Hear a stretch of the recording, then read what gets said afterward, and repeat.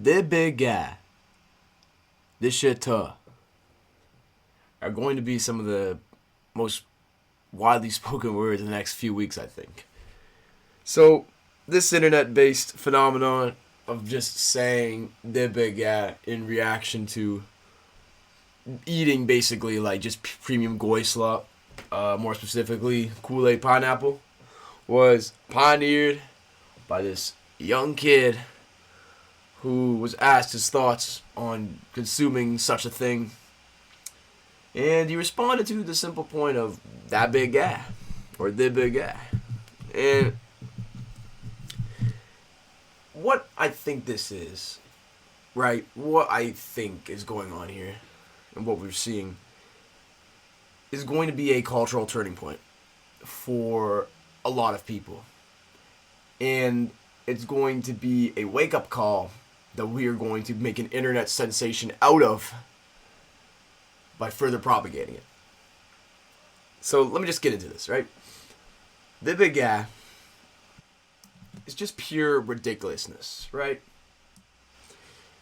It's just, it perfectly encapsulates the type of identity that those sort of people kind of live. And you gotta watch the video to know what I mean, but the type of people that, I guess, rock that Crocs, middle part, perm, lifestyle, and, you know, I guess probably indulge in junk food. Just a lack of general authenticity with who they are. You can excuse some of this behavior with younger people because, well, you're figuring yourself out. But even, like, you'll see people in their 20s, even, like, early 20s, who also kind of conform in the same way. It's a point of ridiculousness because, well, we've seen these people before, and this phenomenon of people being, like, just kind of superficial and a lack of effort towards authenticity is nothing new. The very idea of just slowly dumbing down and condensing our forms of speech is just kind of outrageous. So, you know, him saying the big guy, in a way, is just so, like, it's not ridiculous. Well, it's ridiculous, but him saying the big guy is ridiculous. But it's ironic because it'll also further be propagated by the people who genuinely think it's funny and genuinely, like, want to be like that. And I guess people want to, they see what they like and they imitate it. But it'll also be further propagated by people who unironically understand how ridiculous it is and then still say it. And I mean, I've definitely been doing it a bit with my coworkers, right? Just like, you catch me eating food, bro, it's guy. And it's just to point out the stupidness of it, but ironically it gives it strength because you're saying it, and if anything, you're further propagating it because now more and more people are hearing it. Now, I want to make an interesting comparison to the Dibiga kid and another social media phenomenon that happened about 10 years ago with the Danielle Bergoli Catch Me Outside, How About That? This was actually not my original thought or my original idea. This was posted by someone else I saw on Reels make this, and it inspired me to actually make this YouTube video. But I'll take a little bit of what I gathered from his videos as a little bit of my own thoughts. What I think is so interesting with these two things here is you have these young people on the internet who say ridiculous things and get famous from it. Now, of course, just being viral could really be anything, but usually it's like doing or saying something kind of ridiculous or outrageous, something that encapsulates the hearts and minds of millions of people to the point that it'll be watched over and over. And you just let the algorithm do the rest, and your name and identity and what you stand for plastered all across social media, right? 10 years ago, when she said, "Catch me outside, how about that?" there was some of the same effect that people reacted as like, "Oh my gosh, this is so ridiculous. You have this white girl trying to be hood. She just yelled at a guy with a personality with an acorn, basically telling him to fuck off, but in a modern 2016 hood way." And I think it's so funny that, you know, we acted so shocked like this was, like, and people were talking about it, man. People were talking about this. Like, you know, it was like, again, there was something just so weird about that moment that people just, it stuck in their minds. And that same phenomenon is happening again. This kid who, unlike Daniel Bergoli, isn't trying to be something, isn't trying to be like, I don't think he was trying to get clout or attention by saying the big yeah. I'll get into that in a bit. He was just saying something that he probably naturally just became. Slowly condensed his speech. Probably his friends said stuff, or he probably could like just seen a lot of stuff on the internet, and that's just how he talked because of what he's seen. And he just made a very casual video with, I assume, a friend, and just said it. And we looked at that and go, oh my god, that's literally like, how are young people doing this, right? Like, how are young people just constantly getting dumber and saying things, right? It's the internet, it's the brain rot, it's all of this. It's like, oh my gosh, right? And we look at that and we go, oh my gosh, that's like insanely crazy. Now, of course, the Big Gat Kid, I think, is a kind of a unique case, because I think it's also specifically ridiculous because he wasn't trying, at least from what I've seen in the video, I don't think he was trying to be funny, or he wasn't trying to be memorable or look cool or intimidating. Danielle Bregoli definitely probably tried to stand up to Dr. Phil because she probably genuinely felt assaulted by what he said. And also probably the fact that she knew she was on, being a recorded thing. She wanted to say something to impress the cameras and maybe get ratings. She saw an opportunity to maybe capitalize on fame, and that's what she did. But what makes the Dibbick Cat... I got a song.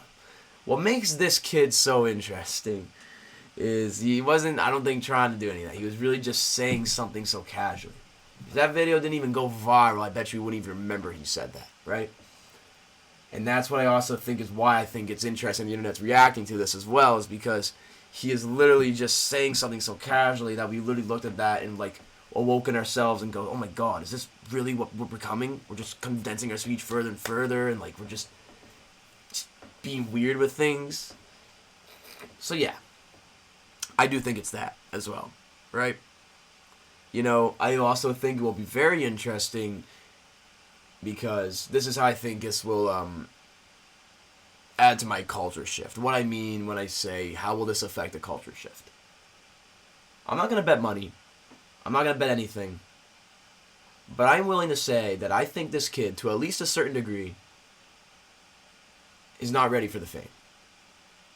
Now, no one's ready for fame, but I don't think he specifically is ready for the fame. I think at such a young age to get this famous and just blow up on, now where social media is more crazier than ever, it's going to get a lot to them, right? Because at the end of the day, this just seems like a normal kid living a normal life, and now he's actually going to blow up and get a taste of the real world. Now, of course, someone like this kid could always double down and, put out merch, put out everything, probably start a podcast, start a YouTube channel, start a music career, I don't even know, and be the Big Gat Kid. If this is what this guy had if he has that entrepreneurial drive in him, then sure. But I'm willing to believe to an extent that I could definitely see this kid being like, that's not how I talk, man, that's not how I talk. And what about around his parents, right? A few of my coworkers asked that. A lot of people asked that, actually. How does this kid talk around his parents? Because, listen, again, I can't point fingers and I can't say exactly. I don't know this kid at all. But, you can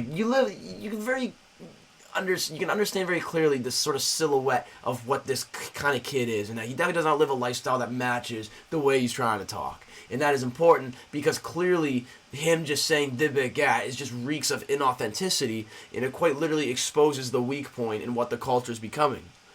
Becoming more rotted, becoming more superficial, becoming more ridiculousness and mind-numbing and brainless, and letting that consume whatever identity we could have made. I just think, personally, this kid is going to have some sort of lapse of reason and say, hey, like, that's not how I talk, that's actually not who I am, this is, like, who I really am, like, if he doesn't capitalize on the fame. That's what I think. And what that points out is that if this kid is quite literally the epitome and the mascot of brain rot for the next couple months by being the Big Gat Kid and being the kid that eats Kool-Aid pineapple, didn't even know they were making Kool-Aid pineapple, why, right? If you're going to be the mascot of just this superficial identity, and then you literally come out and say, that's actually not who I am, that literally points out what it means to be superficial, that that's not who you are at all. right? And that is why I think this is also so ironic, is because of the fact that now you're going to have people look at that and go, like, it's funny on the surface, but it's also funny because, like, it just lacks in authenticity. There is some truth that seeing people say stupid stuff is funny because even they don't even know what they're saying, right? And it's so funny for someone to be the byproduct of something, come out and say that's not who I actually am, and that might awaken a lot of people. To be the byproduct of the condensing your speech and eating the goy slop and being this internet persona and just a goofy kid, and then say that's not who I am and all, will probably inspire a lot of other people to do that. And you will see more and more people have a drive to achieve more authenticity over superficiality instead of just conforming to that. Or I could be totally wrong, and he will actually just be the big gay kid, and probably end up like that one kid that yodeled in Walmart. But that kid had talent, so I think he deserved his fame. But yeah, that's kind of like my thoughts on this. This is just what I think. You know, I'm not saying I'll be right, I'm not saying I'll be wrong, but I think it's funny that there's a similar phenomenon that's happened before, where I'm watching it unfold. And yeah, maybe I should drop Kool-Aid Pineapple. Maybe it is gay. Like, I don't know, but it kind of just makes it look like this sort of thing that'll make you shit blood. But anyways, that's all I got. And I hope you like, subscribe, whatever. I don't plug my channel. No. Do whatever you want. Dislike. I don't care. You guys have a great rest of your day. See y'all.